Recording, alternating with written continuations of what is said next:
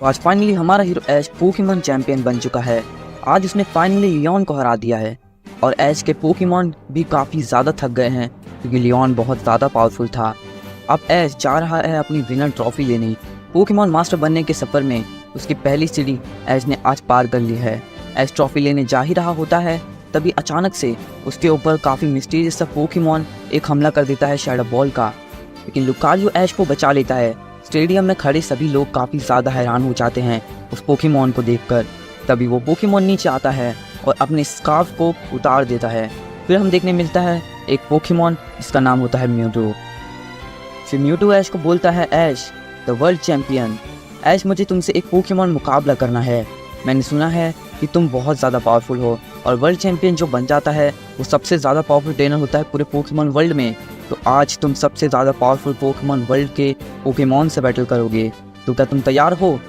ऐश भी बैटल के लिए तैयार हो जाता है और उसके बाद स्टेडियम में दोनों जन एंट्री करते हैं और एक ऑफिशियल बैटल स्टार्ट होती है जहाँ पे एक साइड ऐश और एक साइड होता है म्यूटू। मुकाबला शुरू होता है।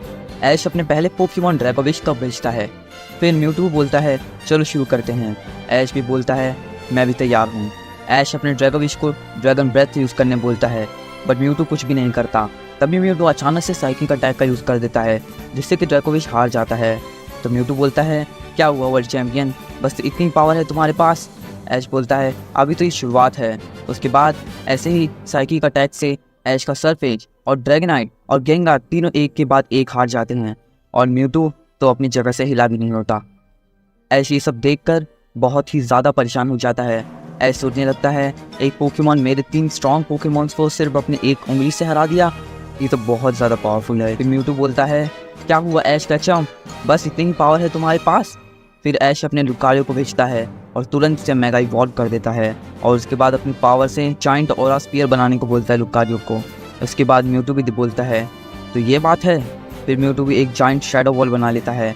फिर दोनों ही पोकेमॉन अपने अपने स्ट्रॉन्गेस्ट मूव को यूज़ कर देते हैं, बट लुकारियो की पावर बहुत ज़्यादा कम हो गई थी क्योंकि उसने लियोन से बैटल की थी। इस वजह से शैडो बॉल लुकारियो के ऊपर लग जाता है और लुकारियो वहीं हार जाता है। अब ऐश के पास अपना फाइनल पोकेमॉन यूज़ करता है जो कि होता है पिकाचू। पिकाचू की स्टेडियम में एंट्री होते ही सभी लोग बहुत ज़्यादा खुश हो जाते हैं। उसके बाद पिकाचू का जी मूव यूज़ कर देता है ऐश। जैसे ही ऐश अपने जी मूव का यूज़ करने लगता है म्यूटू बस देख ही रहा होता है, वो कुछ भी नहीं करता। उसके बाद पिकाचू जी मूव का यूज़ करने लगता है। फिर म्यूटू उसे अपनी साइकिल अटैक से रोक देता है जो कि देखकर सभी लोग वहाँ के काफ़ी ज़्यादा शॉक हो जाते हैं। उसके बाद म्यूटू एक साइकिल अटैक से ऐश के पिकाचू को भी हरा देता है। तभी वहाँ हमें एक आदमी दिखाई देता है जो कि इतनी देर से स्टेडियम में था और वो अब आखिर में म्यूटू के पास आता है और खड़ा हो जाता है और म्यूटू से बोलता है शाबाश म्यूटू, तुमने बहुत अच्छा किया। और फिर वो ऐश की तरफ देखता है और अपना मास्क हटा देता है जिससे कि देखते ही ऐश रोने लगता है और ज़ोर से चिल्लाता है डैड आप आ गए, और अपने डैड के पास जाने लगता है। बट उसके डैड उसे वहीं रोक देते हैं और ऐश के डैड बोलते हैं ऐश मैंने जैसा सोचा था तुम उतने पावरफुल नहीं हो, तुम्हारे सारे के सारे पोकेमॉन सिर्फ एक म्यूटू से हार गए, तुम इतने कमज़ोर हो मुझे नहीं पता था, तुम कैसे वर्ल्ड चैम्पियन बन गए, तुम्हारा हक ही नहीं है वर्ल्ड चैम्पियन बनने का। अब जैसे ही ऐश कुछ बोलने लगता है उससे पहले ऐश के डैड म्यूटू को बोलते हैं म्यूटू तुम ऐश के जितने भी पोकेमॉन से फाइट किए हो, बैटल किए हो, उन सबको गायब कर दो। ऐश काफ़ी ज़्यादा शॉक हो जाता है और बोलता है क्या डैड आप ऐसा नहीं कर सकते, इनमें मेरे पोकेमॉन्स की कोई गलती नहीं है। ऐश के डैड बोलते हैं नहीं ऐश अब बहुत देर हो चुकी है, और म्यूटू ऐश के पोकेमॉन्स को गायब कर देता है। फिर ऐश के डैड ऐश को बोलते हैं कि ऐश अगर तुम्हें अपने पोकेमॉन वापस चाहिए तुम्हें मुझे हराना होगा, जब भी तुम्हें बैटल करने का हो तो मेरे पास आ जाना, मैं तुम्हें यहीं मिलूँगा। और वो वहाँ से म्यूटू के साथ चले जाते हैं। यहाँ ऐश काफ़ी ज़्यादा दुखी हो गया था और वो स्टेडियम से जाने लगता है। तो लियोन ऐश के पास जाता है तो लियोन ऐश से पूछता है कि ऐश अब तुम कहाँ जा रहे हो? तो ऐश बोलता है अब मुझे जाना होगा। लियोन बोलता है कहाँ जाना होगा? तो ऐश बोलता है मुझे जाना होगा कालोस। और ऐश वहाँ से चला जाता है। ऐश भागता हुआ जाता है और बोलता है पिकाचू मैं तुम्हें वापस लाऊंगा, पिकाचू मेरे सारे दोस्तों मैं तुम्हें वापस लाऊंगा।